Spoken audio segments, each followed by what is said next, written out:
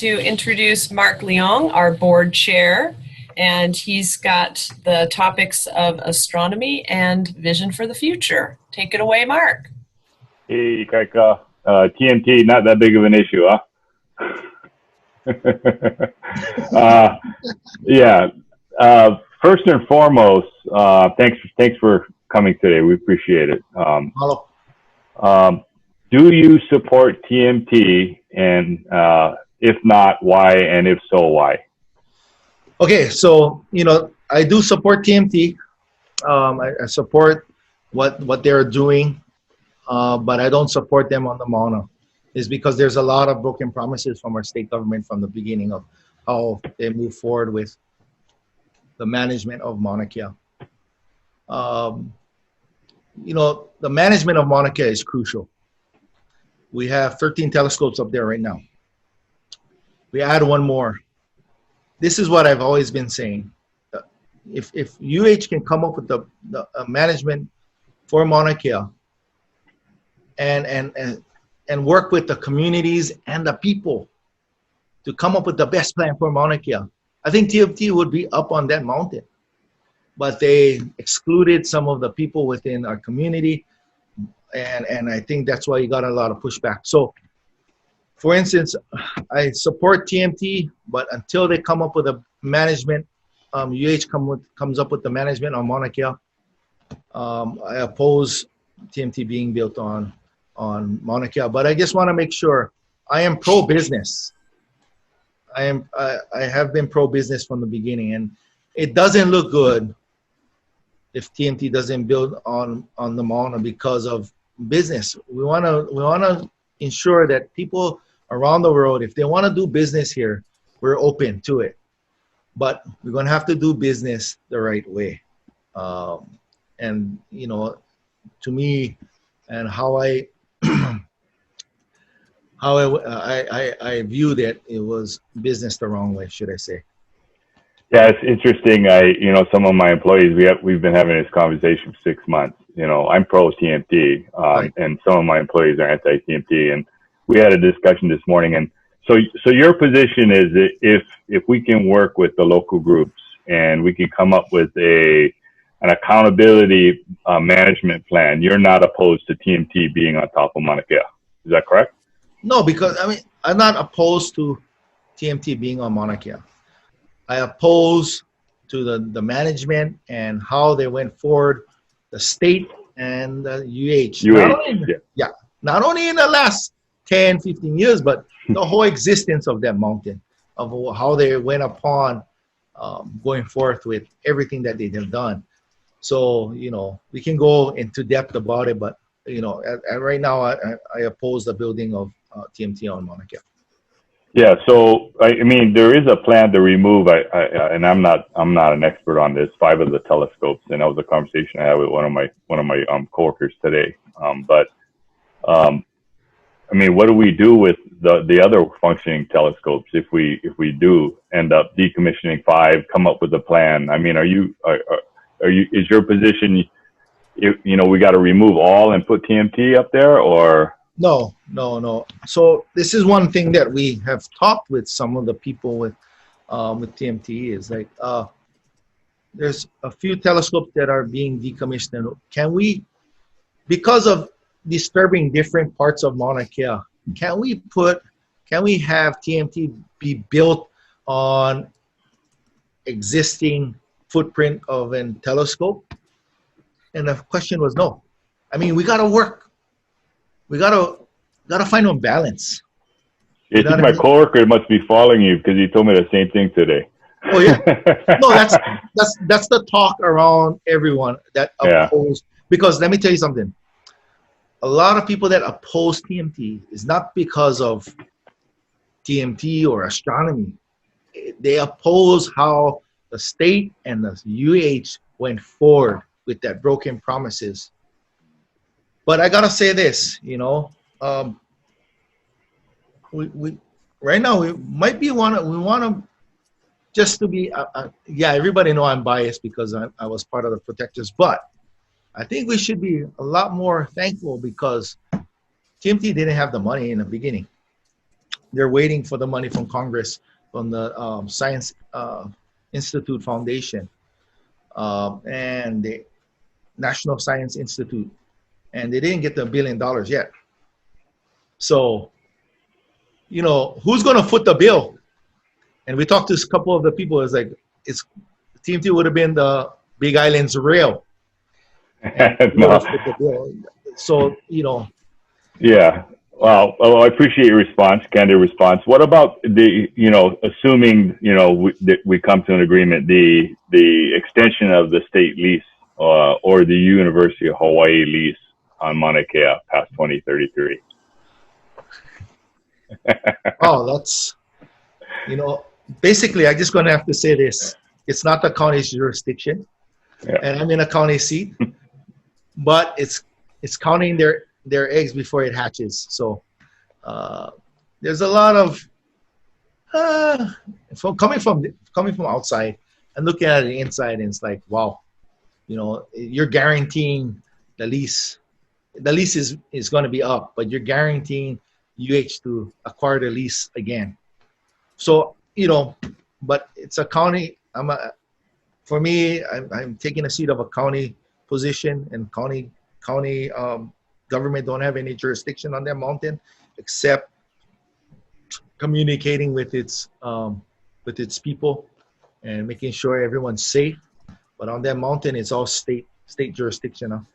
But personally, do you support it? Personally, I support TMT, but not on a Mauna at this time. Okay. So I'll elaborate on this other issue shortly, but are you familiar with the role that astronomy played after the tsunami in 1960? Yeah. For Hilo? Oh, yeah. Yeah. And how, and the role it plays today. Yeah. You know? Yeah. Yeah. So as an example, I mean, I think, and I'm not privy to all the details, but I know TMT has been contributing to think $1 million a year, and they plan to continue supporting, donating that $1 million a year for however long they're on the mountain. And even though they haven't even built, there's already $5 million in that fund, in addition to all the STEM money they've given and everything else. So, yeah, it's brutal. I mean, this conversation I had with one of my coworkers, you know, we were on a Zoom meeting talking, you know, literally a chamber Zoom meeting for talking about how we diversify. And I said astronomy, and he kind of didn't have anything to say because he's anti-DMT. But you know, here we are, right? How do we diversify? So, right. What is your vision of the island 4 years from now? And potentially 8 years from now? What is your vision? Woo! The vision that I want to see is everyone thriving, everyone back to work, tourism back into Hawaii Island. See the tourism industry moving at 110%, all gears rolling. See businesses thriving, local businesses thriving, seeing quality tourism. And basically, and seeing our energy sources moving forward than what it is now. So that's what I hope. That's what we're working for. Our economy is the number one thing, and we want to make sure that our people are back working within 2 years, and our economy is moving at, you know, all cylinders. So that's what I'm looking for, and so that's what we hope. All right. Wendy, thank you. Thanks, Ikaika. Appreciate it, man. I have a question for you, Mark, if you know the answer. I know STEM education, and it's just to get some information. I don't know if anyone has that question. TMT has donated a lot of money to our STEM education and community, millions of dollars. Can you tell me if any of the other telescopes have done that? I'm going to defer that. Jackie, do you know? Jackie? Do you know? Or Ross? Sorry, trying to unmute myself.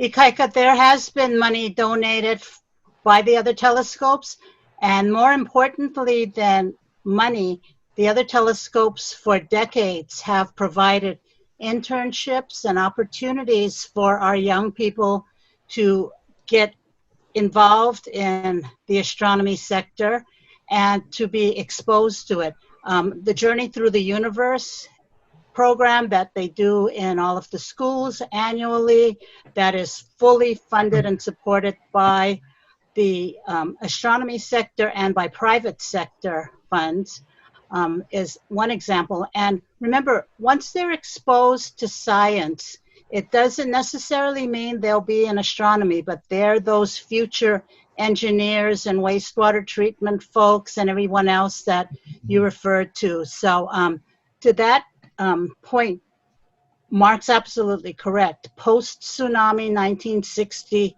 to 2020, they've really been supportive of our community and really are an anchor pin to our economy here. And the good thing about it, Jackie, you know, this is something that I'm very proud of, is my classmate at Pahoa High School, Heather Kaluna, is the head of the astronomy program. So I'm super proud of that. Me and Heather go way back to kindergarten to graduation. So I'm for all astronomy, and because of that too.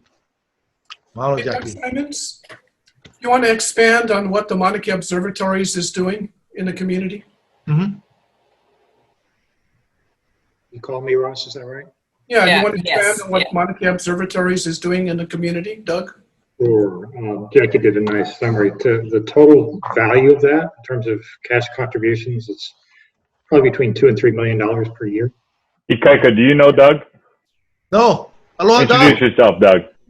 Sorry, Ikaika. I'm the director of Canada-France-Hawaii Telescope. All right. So we're based up in Waimea. I live in Hilo, though, so I'm kind of scattered around. Anyway, I've been in Mauna Kea astronomy for a long time, so I have a lot of numbers off the top of my head. Anyway, that's if you look at the actual expenditures of the existing telescopes, it's in the $2 to $3 million per year level. And Jackie's right, you see that not necessarily in terms of a contribution to, for example, Hawaii Community Foundation that then sponsors grants. You see that through internships. You see that through, for example, the Mauna Kea Scholar program. We've had, I think, about 600 students so far. So these are high school kids that submit research proposals, and all the observatories provide observing time and mentors to them. We have a lot of kids go through that and involved in college in both astronomy and STEM education. So there's a lot of sort of boots on the ground aspect of the existing observatory outreach within the community that we're totally dedicated to continuing under any circumstances that we can still survive up on Mauna Kea given the overall situation. So it's there. It's just not as easy to identify in the sense of a direct cash contribution to an organization like Hawaii Community Foundation. It's spread out between all the observatories through a variety of programs. So basically, I just want to say this. I'm taking down notes from that. Sure. We all know that I was part of the Kapualoa, and I was the one that kept the peace between our kupuna and the police department and HPD. We were the ones in the middle that trying to keep the peace and have everyone calm. And that was my job, and I'm proud of that. But I just want more information because I've been on that side. But as for a leader, I gotta see both sides, and I haven't gotten to that point where I could meet someone and talk story with anyone that can give me those numbers of 2 to 3 million a year for internships for 600 students. That's things that I need so I can have the best idea. Hey, if people ask me from the opposing side, hey, these guys are donating 2 to 3 million a year.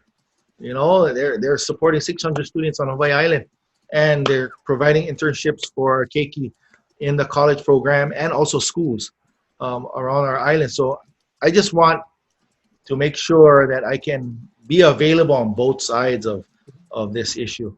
So I can, because that's my leadership role, is to listen to both sides and come with the best conclusion. Right now, I just heard one side, so it's kind of biased. But I want to learn about your side of the spectrum of TMT and astronomy on Hawaii Island. I'm happy to provide you with info or talk at any time. Like I said, been around many, many years with Mauna Kea Astronomy, and I'm obviously deeply invested in our community, and I actually don't see two sides. I just see two sides of the same coin. And I wish people would recognize that they're on the same coin as opposed to completely different sides. Right. Thank you, Doug. Sure thing. And just so you know, Doug is also on our board of directors. He's very involved in the community. He's also the new chair of the Economic Development Committee for the Hawaii Island Chamber. So very plugged into the community, as well as having the background and expertise in astronomy, in the astronomy industry. So thank you, Doug. Sure. Thank you very much. All right, so we're at the point now where if there's anything that you would like to close with, Ikaika, something that you want us to take away, anything that you feel that maybe we didn't cover today, this is the opportunity to do that. Okay, well, I just want to thank you, Wendy, and thank you everyone for inviting me to this awesome talk story session and Q&A session. Basically, this is me. I just want the best for our island, our keiki and our kupuna. I'm from this area. I'm gonna die on Hawaii Island. I just want to make sure that we can move forward as a community for the betterment of Hawaii Island. So basically, that's my ending, and I just want to mahalo everyone. Thank you so much. We really appreciate you taking the time and just really being candid with us and answering the questions. And it was really nice and very nice to meet you too. So thank you. Thank you very much. And I just want to do a little close for our group here. If there's nothing else from our panelists, again, thank you. Thank you to our Economic Development Committee, to our Government Affairs Committee, to our Board of Directors and all the leadership of our organization.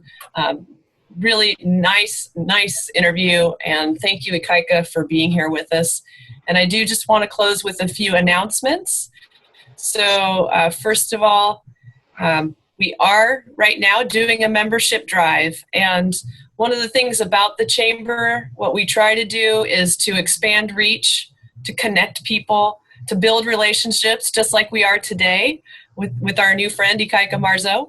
And we want to be the voice of business. And so this is exactly what a chamber does. We have these opportunities to convene and to connect to government and to connect our business community with our government. And so really, if those things are important to you and you value them, please get out there and tell your friends and drive them to the membership drive and join Kona-Kohala Chamber.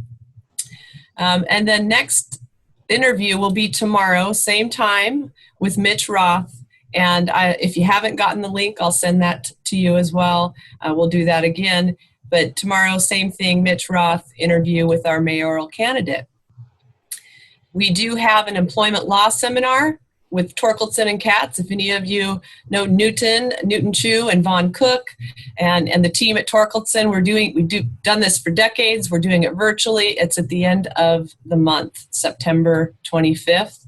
And if you're interested in getting involved with the Chamber, we have 10 different committees and groups. Just reach out and we'd be happy to get you on one of our committees, and so that you can stay connected, expand reach, build relationships, and have a seat at the table. Have the voice of business. And with that, I would like to close today's interview. And again, mahalo to everyone for being on the call. Mahalo.